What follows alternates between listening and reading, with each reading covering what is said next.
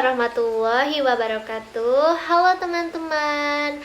Perkenalkan, nama saya Hanifah Nursiska Murti dari kelas Peran 7D dengan NIM A5101802000. Di sini saya akan menceritakan dongeng dengan berjudul Timun Mas. Selamat menyaksikan. Alkisah di sebuah desa di daerah Jawa Tengah. Hiduplah seorang janda bernama Mbok Srini. Sejak ditinggal oleh suaminya beberapa tahun, ia hidup sebatang kara. Ia pun tak memiliki anak. Karena kesepian, ia sangat mengharapkan kehadiran seorang anak.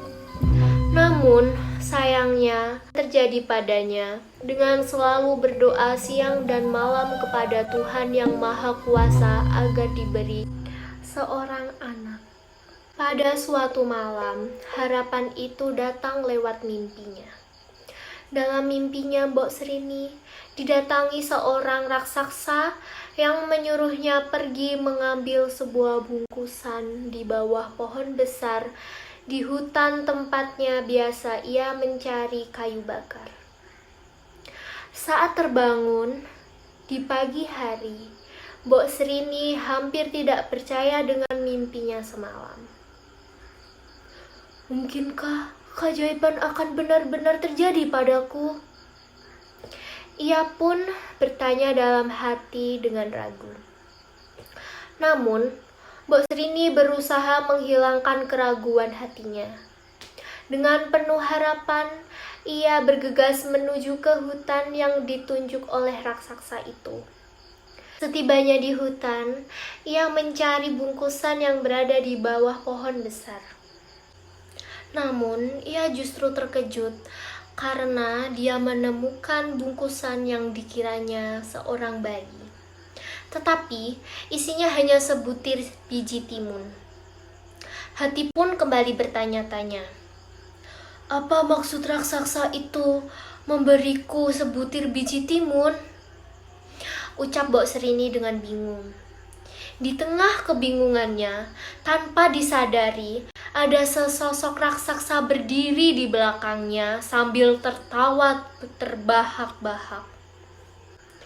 Ho ho ho ho. Demikian suara tawa raksasa itu.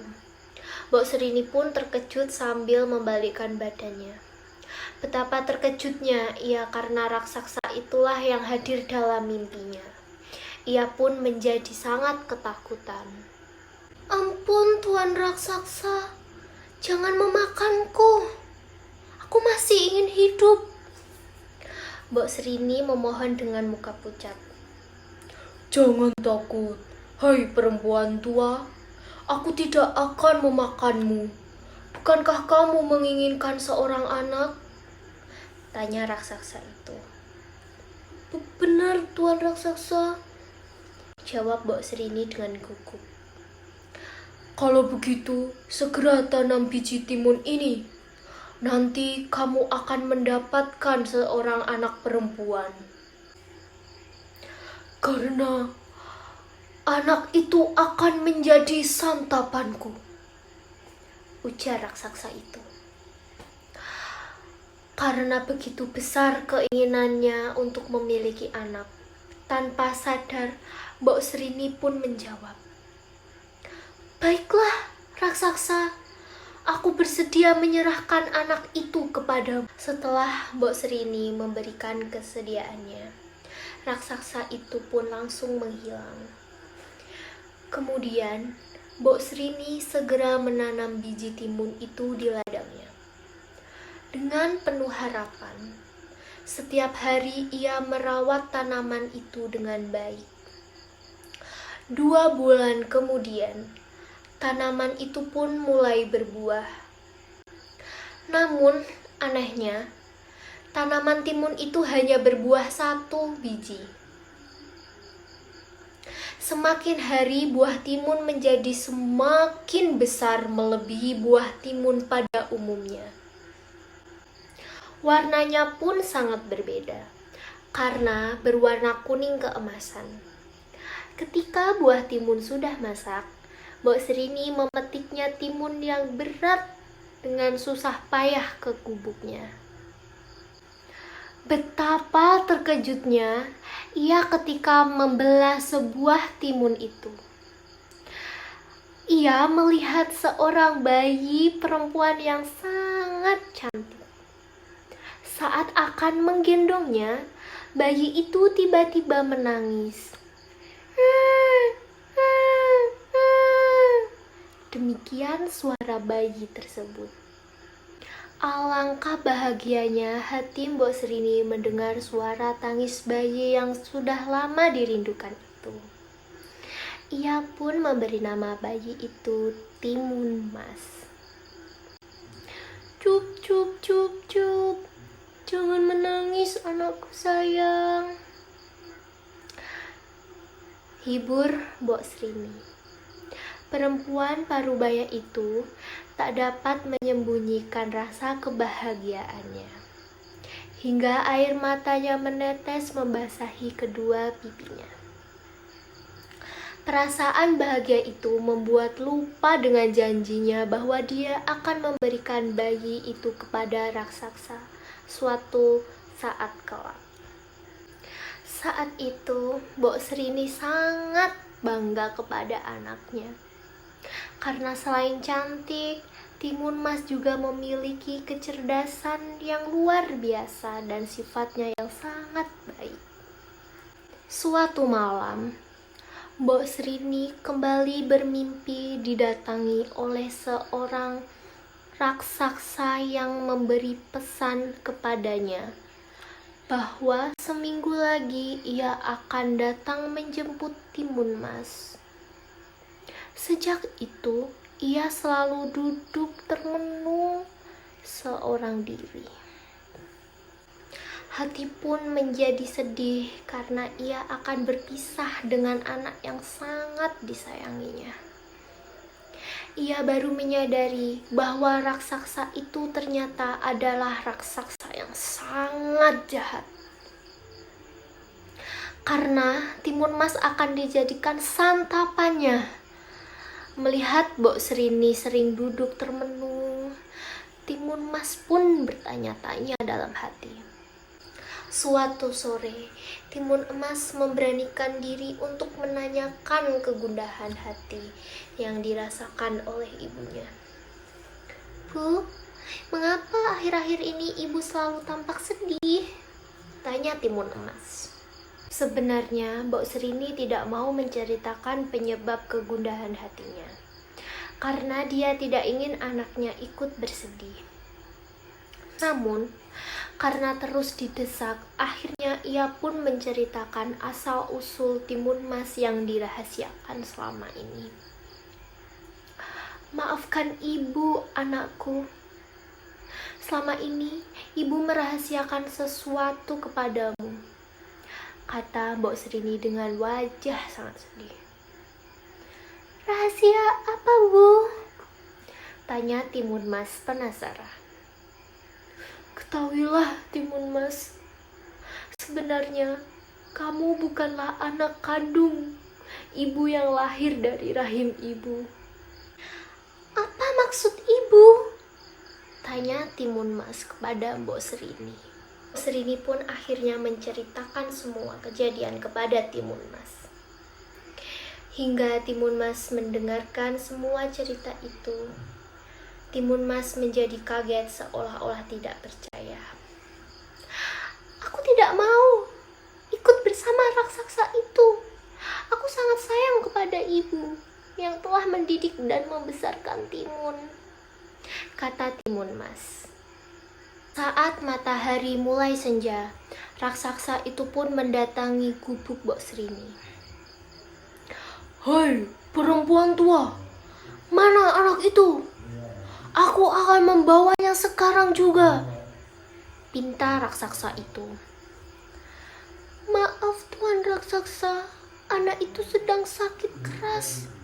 Jika kamu menyantapnya sekarang, tentu dagingnya tidak enak. Bagaimana kalau 3 hari lagi kamu datang kemari? Saya akan menyembuhkan penyakit terlebih dahulu, Pucuk Mbok Srini yang mencoba mengulur waktu hingga ia menemukan cara agar Timun Mas bisa selamat. Baiklah, kalau begitu. Tapi kamu harus berjanji akan menyerahkan anak itu kepadaku, kata raksasa.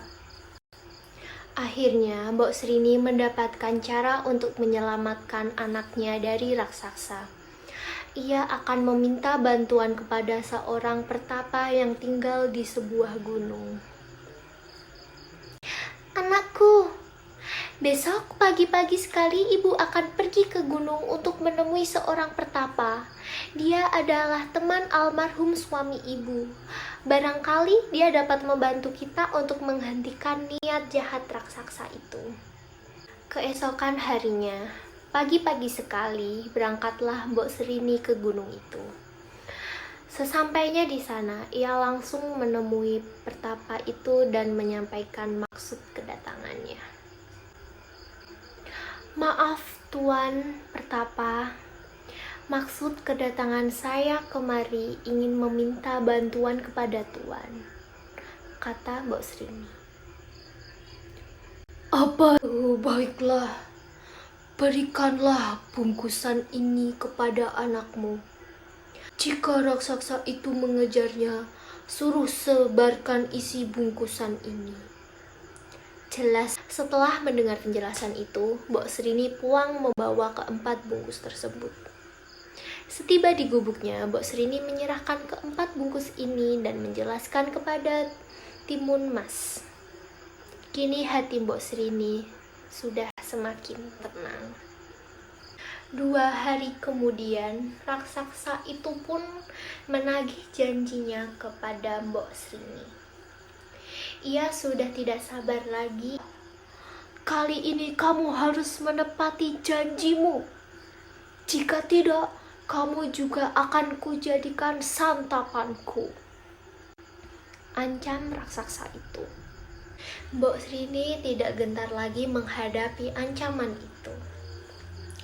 Dengan tenang, ia memanggil Timun Mas agar keluar dari dalam gubuknya. Tak berapa lama, Timun Mas pun keluar lalu berdiri di samping ibunya.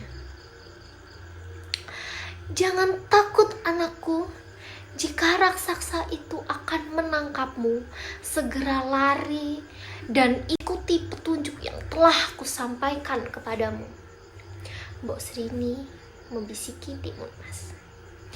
Baik Bu, jawab Timun Mas kepada Mbok Srini. Setelah berjalan jauh, Timun Mas mulai kecapean. Sementara raksasa itu semakin mendekat. Dan pada akhirnya ia pun mengeluarkan bungkusan pemberian pertama itu. Pertama-tama, Timun Mas menebar biji timun yang diberikan oleh ibunya. Sungguh ajaib. Hutan di sekelilingnya tiba-tiba berubah menjadi ladang timun. Dalam sekejap, batang timun tersebut menjalar dan melilit seluruh tubuh raksasa itu. Raksasa itu tetap berhasil melaluinya dengan sangat mudah. Dengan penuh keyakinan, ia pun melemparkan bungkusan terakhir yang berisi terasi. Seketika, tempat jatuhnya terasi itu tiba-tiba menjelma menjadi lautan lumpur yang mendidih. Alhasil, raksasa itu terkalahkan karena terjebur ke dalam lautan lumpur dan tewas seketika. Maka, selamatlah Timun Mas dari kejaran dan santapan raksasa itu. Dengan sekuat tenaga, Timun Mas berjalan menuju ke gubuknya untuk menemui ibunya. Melihat anaknya selamat, Mbok Srini pun langsung berucap syukur kepada Tuhan Yang Maha Kuasa. Sejak itu, Mbok Srini dan Timun Mas hidup berbahagia. Selesai. Jadi pesan moral yang dapat kita ambil dari cerita Timun Mas adalah: 1. Jangan mudah menyerah. Yang kedua, tidak pernah lelah meminta doa kepada Tuhan Yang Maha Kuasa.